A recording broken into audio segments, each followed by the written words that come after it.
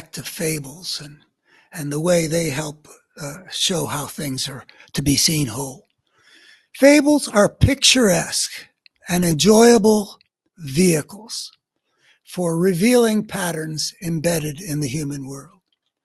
The stories are vivid and concrete about foxes trying to get some grapes, about a lion who learns that even the very humble can be of great value, about a couple that cuts open a goose to get all her eggs at once.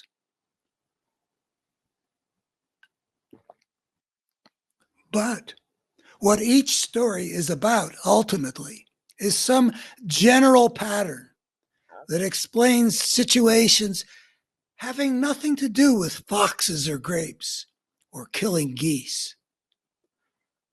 The reason people still think of the little boy who cried wolf, applying that image to situations that have nothing to do with sheep and wolves, is that it captures a pattern about what happens when someone raises a false alarm. And still more generally, about what happens to someone who deceives people and then later cannot get them to believe him, even when he speaks truthfully.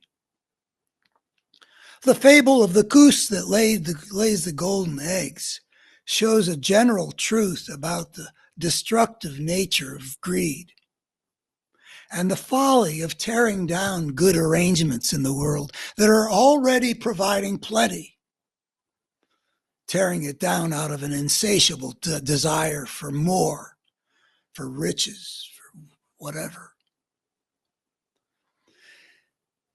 The way the various pieces assembled in the fable fit into a whole variety of situations that explains why Aesop's fables have entered into the language we use to talk with each other about the reality we live in. We don't need to be familiar with sheep herding to understand vividly when we hear someone speak about a wolf in sheep's clothing. That the fable provides a means of seeing things more whole is shown by this striking piece of evidence. The fact that in many editions of Aesop's fables, for the past couple of centuries at least, they provide a moral at the end of the story's conclusion. The moral boils the fable down to make explicit the generality that's part of the rich fabric of how things are connected.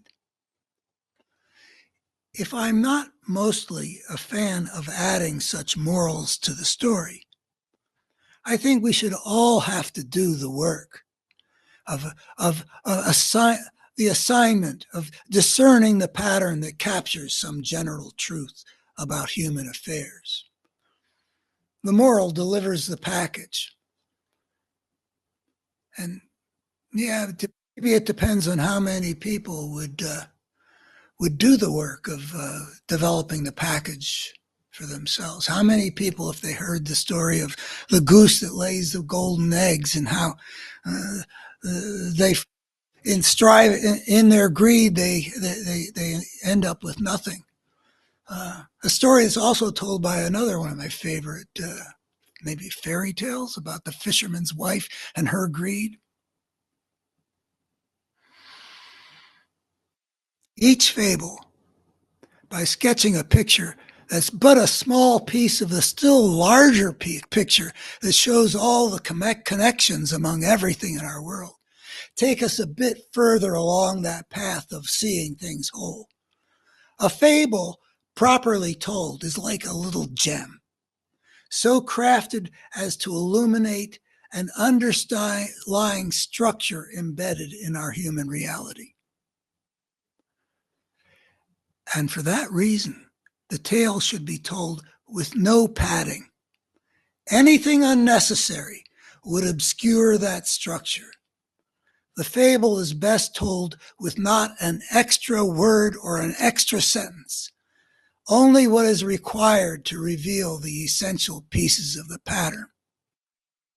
I have read collections of Aesop's fables that are retold, uh, that add stuff that's in there to make it more like a television story. But that is extraneous. I like the well-cut gem. Sufi stories are like well-cut gems. Zen stories are like well-cut gems. They contain nothing but the basic structure of a truth that they're conveying.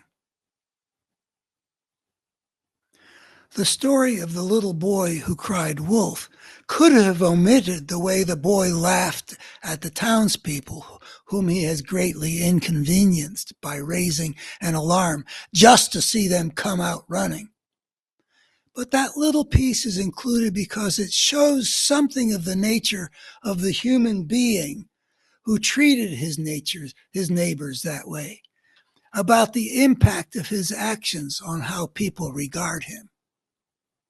But we don't get anything about the color of the boy's clothes because it would just distract from seeing what's connected with what.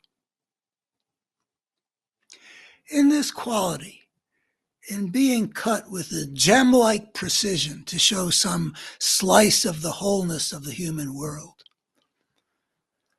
the fable has a lot in common with spiritual stories from the various religions of humankind.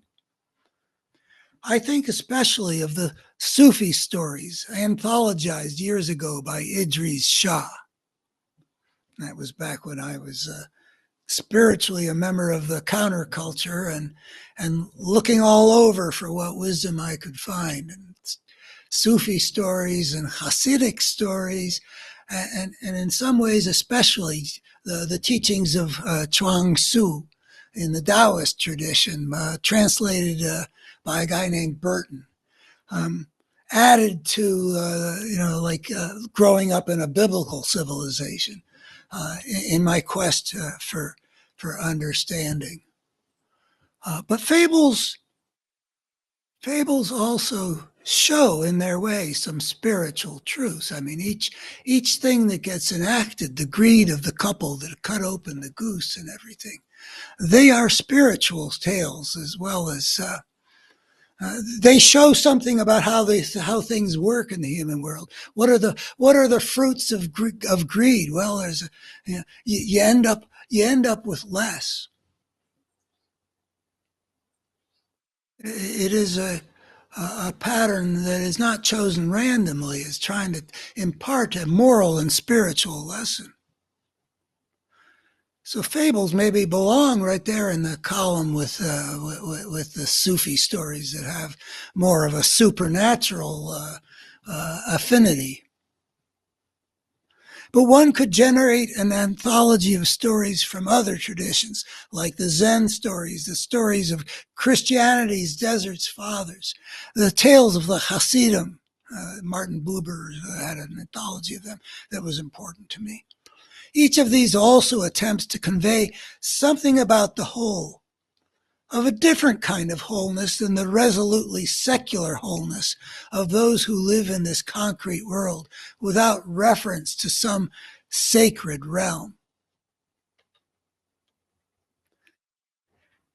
It's all about seeing things whole. It's about seeing what comes with what as part of the organic dynamics of the world of human life that we are engaged in every day.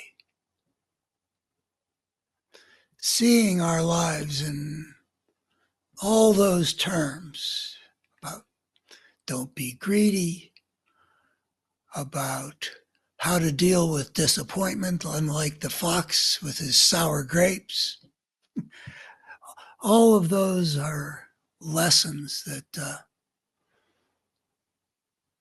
show us some important dimensions of our reality. Seeing things whole.